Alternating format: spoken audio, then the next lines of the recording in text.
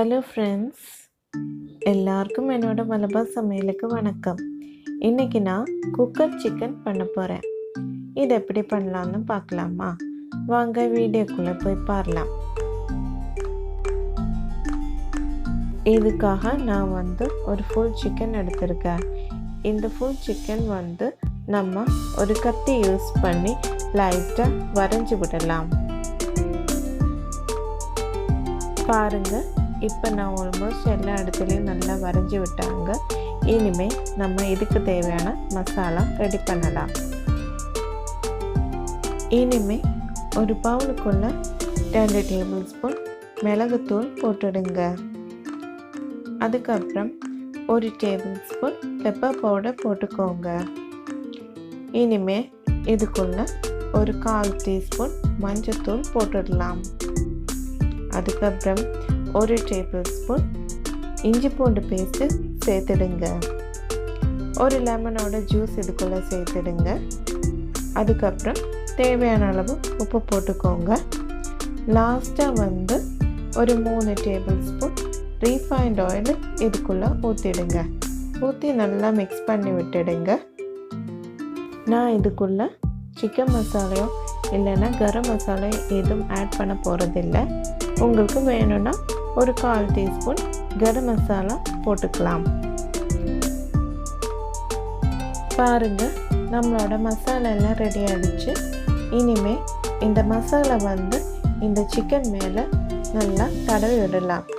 நம்ம அந்த கட் பண்ண இடத்துல எல்லாம் அந்த மசாலா போக மாதிரி அப்படியே நல்லா தேய்ச்சி விட்டுடுங்க.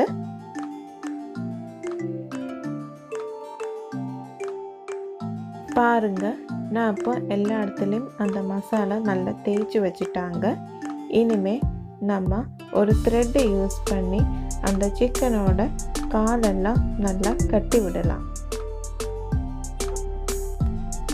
பாருங்கள், நான் இப்போ இந்த சிக்கனோட காலெல்லாம் நல்லா கட்டி விட்டுறாங்க.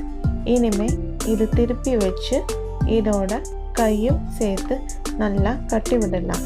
இந்த சிக்கன் கட்டி வச்சு இந்த குக்கருக்குள்ளே வச்சா இது நீட்டாக அங்கே இருக்கும். ஏன்னா இது வேகும்போது அப்படியே விரிஞ்சு அந்த குக்கர் எட்ஜஸ்ல எல்லாம் முட்டிடுவாங்க. அதுக்கு அடி பிடிக்கிறதுக்கு சான்ஸ் இருக்குது. அதனால் நம்ம இந்த காலும் கையும் நல்லா கட்டி விட்டுடுங்க. பாருங்கள், இந்த சிக்கனோட கை காலெல்லாம் நல்லா கட்டி விட்டாங்க. இனிமேல் இந்த சிக்கன் நம்ம ஒரு 3 ஹவர்ஸ் வரைக்கும் அப்படியே ஃப்ரிட்ஜில் வச்சிடலாம். பாருங்கள், இப்போ 3 மணி நேரம் முடிஞ்சிடுச்சு. இனிமேல் நம்ம குக்கர் சிக்கன் பண்ணலாம். அதுக்கு ஒரு குக்கருக்குள்ளே 1 கப் கல்லுப்பு போட்டுடுங்க. போட்டு நல்லா லெவன் பண்ணி விட்டுடுங்க. இந்த பாருங்கள், இது மாதிரி நல்லா லெவன் பண்ணி விட்டுடுங்க. இனிமேல் இதுக்குள்ளே ஒரு வாழைல இந்த உப்பு கவர் ஆகுது மாதிரி நம்ம வச்சிடலாம். வச்சதுக்கப்புறம் அந்த குக்கரோட வெயிட்டும் கேஸ்கெட்டும் எல்லாமே எடுத்துடுங்க. எடுத்ததுக்கப்புறம் நம்ம இது நல்லா க்ளோஸ் பண்ணி லோ ஃப்ளேமில் ஒரு 5 நிமிஷம் வரைக்கும் நம்ம வச்சிடலாம். பாருங்கள், இப்போ 5 நிமிஷம் முடிஞ்சிடுச்சு. இனிமேல் நம்ம இது ஓப்பன் பண்ணிக்கலாம்.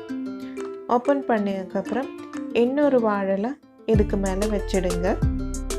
வச்சதுக்கப்புறம் நம்ம அந்த சிக்கன் எடுத்து வச்சிடலாம். இந்த சிக்கன் இந்த குக்கருக்குள்ளே வைக்கும்போது சைடில் இந்த சிக்கன் தொடாத மாதிரி வச்சிடுங்க. இன்கேஸ் இந்த சிக்கன் அந்த ப்ரெஷர் குக்கரோட சைடு தொடாத மாதிரி இருந்துச்சுன்னா அதுக்கிடையில் ஒரு வாழைல வச்சு அப்படியே விட்டுடுங்க. குக் பண்ணும்போது இந்த சிக்கன் பேர்ன் ஆகிறதுக்கு சான்சஸ் இருக்குது. அதனால் இந்த எட்ஜஸ்ல எல்லாம் நம்ம வாழைலாம் இன் பிட்வீன் இந்த சிக்கனோட இருக்கா இல்லையான்னு நல்லா பார்த்துக்கோங்க.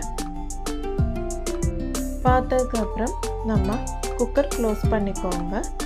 இனிமேல் இது லோ ஃப்ளேமில் ஒரு 45 நிமிஷம் வரைக்கும் நம்ம குக் பண்ணிக்கலாம். பாருங்கள், இப்போ 45 நிமிஷம் முடிஞ்சிடுச்சு. எப்படி இருக்குன்னு பார்த்துடலாம். இந்த பாருங்கள், சிக்கன் எல்லாம் பார்க்கும்போதே நல்லா குக் ஆகிடுச்சு. இருந்தாலும் நம்ம ஒரு ஃபோர்க் யூஸ் பண்ணி இது வெந்துச்சா இல்லையான்னு பார்த்துடலாம்.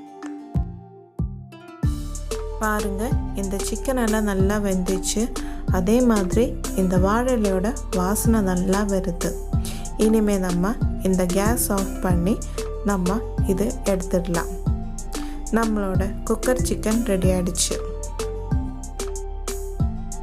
இந்த குக்கர் சிக்கனுக்கு தொட்டு சாப்பிட்றதுக்கு நான் ஒரு கார்லிக் சாஸ் ரெடி பண்ணியிருக்கேன். இந்த சாஸோட ரெசிபி உங்களுக்கு வேணும்னா கமெண்ட்டில் போடுங்க, நான் அதுக்கு வீடியோ பண்ணுறேன். இந்த டேஸ்டியான ஹெல்த்தியான குக்கர் சிக்கனோட ரெசிபி உங்களுக்கு பிடிச்சிருந்தா லைக் பண்ணுங்கள், கமெண்ட் பண்ணுங்கள், மறக்காமல் சப்ஸ்கிரைப் பண்ணுங்கள். சப்ஸ்கிரைப் பண்ணும்போது மேலே இருக்கிற அந்த பெல் ஐக்கானை கிளிக் பண்ணிவிடுங்க. அப்போ தான் புதுசாக வீடியோ போடும்போது உங்களுக்கு நோட்டிஃபிகேஷன் வரும்.